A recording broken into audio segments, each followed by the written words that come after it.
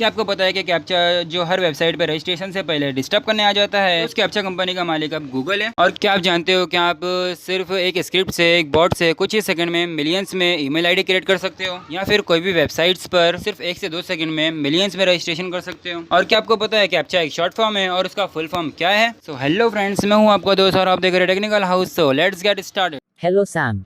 Hello sir. Welcome to Technical House. Thank you sir. तू बताओ कैसे आना होगा टेक्निकल हाउस में?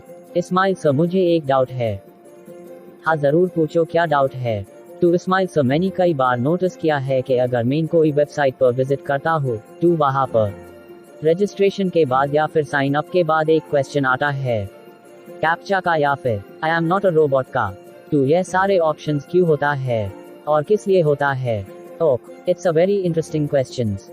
तो चलिए शुरू करते हैं, चलते हैं अपने स्टूडियो पर। सो माय डियर सब्सक्राइबर, अगर हम कोई भी वेबसाइट पे विजिट करते हैं तो हमें इस तरह के कैप्चा देखने को मिलता है। फोटोज मिलता है, ऊपर जो टाइप होता है तो उसे नीचे क्लिक करना पड़ता है, या फिर कुछ कोड्स मिलते हैं उसे डायरेक्टली देखकर फिल करना पड़ता है। सो फ्रेंड्स, कैप्चा क्या है और कैप्चा किस लिए यूज होता है वो समझने से पहले हम एक एग्जाम्पल से समझते हैं। लाइक IRCTC जो इंडियन रेलवे का ऑफिशियल एप्लीकेशन है, जहाँ से पूरे इंडिया की रेलवे टिकट बुक होती है, और उस ऐप से आप इजीली टिकट बुक कर सकते हो तत्काल की, और वो भी एक दिन पहले। लाइक 10 बजे AC ट्रेन का तत्काल खुलता है और 11 बजे स्लीपर ट्रेन का। अगर मुझे AC ट्रेन की टिकट चाहिए तत्काल से तो मुझे 10 से 5 मिनट पहले ही रेडी रहना पड़ेगा, और जैसे ही 10 बजा तो मैं इमीडिएटली लॉगिन करूँगा, फिर ट्रेन सेलेक्ट करके अपनी डिटेल्स भरूँगा एंड पेमेंट कर दूँगा।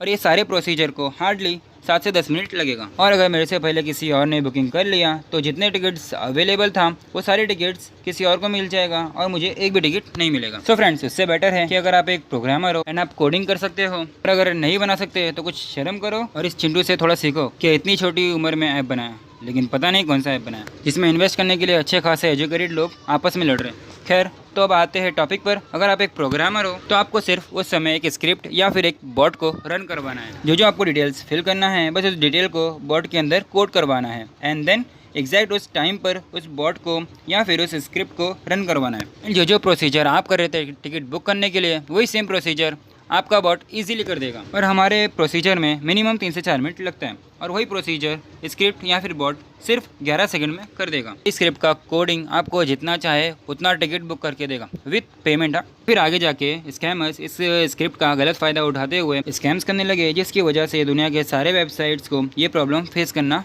पड़ रहा था। सारे वेबसाइट होल्डर्स को एक ही डाउट था कि कैसे पता लगाए कि ये जो ट्रैफिक है वो किसी ह्यूमन बीइंग का है या फिर किसी बॉट का है। अदरवाइज बॉट की वजह से टिकट्स बुक होने से पहले ही खत्म हो जाएगा और फिर साइट से ब्लैक में खरीदना पड़ेगा। तो यही सोचकर कैप्चा का कॉन्सेप्ट लाया गया। सो फ्रेंड्स, कैप्चा एक शॉर्ट फॉर्म है और इसका फुल फॉर्म ये है, completely automated public turning test to tell computers and human apart. और ये सबको मिला के ही बनाया गया था एक कैप्चा को इसीलिए लाया गया था कि जो स्कैमिंग हो रहे थे और जो वेबसाइट पर स्पाइडर्स एंड बॉट्स घूम रहे थे और अच्छे खासे वेबसाइट को खराब कर रहे थे, इट मीन्स 1 से 2 सेकंड में millions of registration, millions of email ID create हो रहे थे। तो ये सारे स्कैम्स को रोकने के लिए ही कैप्चा को लाया गया था। तो इस कैप्चा से ही पता लगाया जाता है कि आप एक इंसान हो या फिर एक चिट्टी हो, इट मीन्स रोबोट हो। और अगर रोबोट नहीं हो तो नीचे लाइक का बटन है, देखो लाइक का बटन इस तरह का दिखता है, जोर से दबा दो और टेक्निकल हाउस को दिखा दो कि आप एक ह्यूमन बीइंग हो, एक इंसान हो, चिट्टी दा रोबोट नहीं। สุขสันต์เทศกาลยิงพลุ तो हम कैप्चा बनाते हैं। कैप्चा डिज़ाइन हुआ था 2003 में, और इस कैप्चा में नंबर्स एंड लेटर्स मिक्स होता है, जिसे एक ह्यूमन बीइंग अपनी आंखों से देखकर करेक्टली फिल कर सकता है, जो एक बॉट नहीं कर सकता, बिकॉज उसके प्रोग्राम में वैसा पहले से कोडिंग ही नहीं होता है। फिर उन्होंने कैप्चा से रिकैप्चा बनाया, जिसका मोटिव ये था कि नंबर्स एंड लेटर्स को मिक्स करके दिखाने से बेटर है कि कोई मीनिंगफुल चीज़ें दिखाएं। कैप्चा वालों ने क्या किया कि मार्केट में जितने बुक्स थे वो सबको स्कैन किया। सो फ्रेंड्स, स्कैन करने के लिए एक और टेक्नोलॉजी है, OCR, ऑप्टिकल कैरेक्टर रिकॉग्निशन। इससे ये होता है कि अगर आप कोई भी पर्टिकुलर इमेज दिखाते हो कंप्यूटर को, तो वो उस इमेज को पूरा का पूरा टेक्स्ट में कन्वर्ट कर देगा। प्रॉब्लम ये था कि अगर कंप्यूटर टेक्स्ट को कन्वर्ट कर सकता है, टेक्स्ट को पहचान सकता है, तो फिर मतलब ही क्या हुआ दिखाने का। उन्होंने क्या किया कि मार्केट में जितनी बुक्स थी सबको उस कंप्यूटर में स्कैन करवाया, और कंप्यूटर ने कन्वर्ट किया टेक्स्ट में, एंड कंप्यूटर ने जो टेक्स्ट को कन्वर्ट नहीं कर पाया, सो टेक्स्ट को उन्होंने शफल करके कैप्चा में ढाल दिया। और इससे फ़ायदा ये है कि अगर कोई कंप्यूटर उस वर्ड को पहचान ही नहीं पा रहा है तो कोई स्क्रिप्ट या फिर बॉट उस कैप्चा को क्रैक ही नहीं कर पाएगा। उसके बाद 2009 में गूगल ने रीकैप्चा कंपनी को भी खरीद लिया। इट मीन्स गूगल ने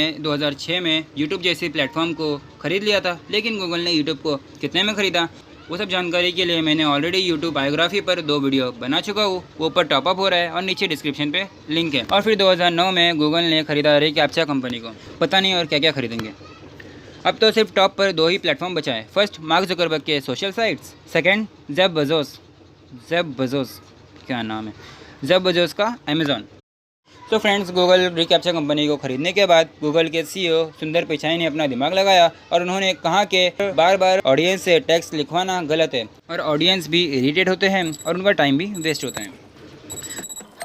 तो फ्रेंड्स, उन्होंने रीकैप्चा को अपडेट किया और I am not a robot का कॉन्सेप्ट लाया। आपको सिर्फ I am not a robot पर टिक करना है।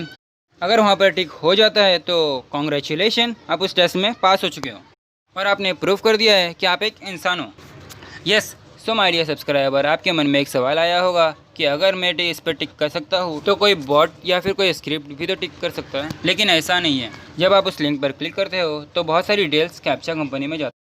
इट मीन्स गूगल के पास जाते हैं। डिटेल्स लाइक आपका आईपी एड्रेस, आपकी कंट्री का लोकेशन, आपके क्लिक करने का टाइम एंड आपके कर्सर का मूवमेंट, और आपने कितनी बार उस पेज को स्क्रॉल किया एंड आप कितनी देर से उस पेज पर हो।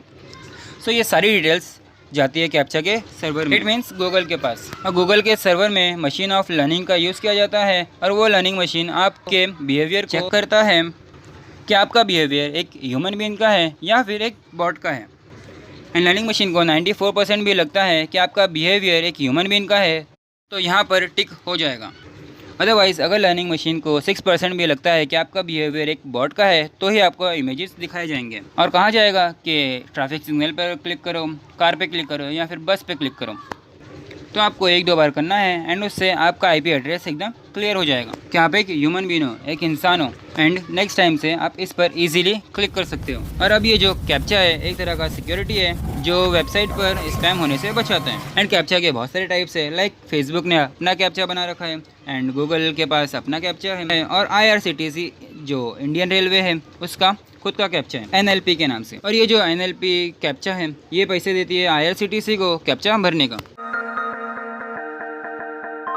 तो फ्रेंड्स, अब जो भी वेबसाइट पे विजिट करते हो तो आपके बिहेवियर से ही आपको कैप्चा मिलता है। अगर आप उस कैप्चा को क्लियर नहीं करते हो तो आपको एक रोबोट माना जाएगा। तो फ्रेंड्स, अब आप अपने आप से पूछो कि आप एक रोबोट हो या फिर एक इंसान हो। सो माय डियर सब्सक्राइबर, आज के लिए इतना ही। मिलते हैं नेक्स्ट वीडियो में। अगर आप इस चैनल पर नए हो तो इस चैनल को सब्सक्राइब कर लो और उस बेल आइकन को ऑल पे कर लो।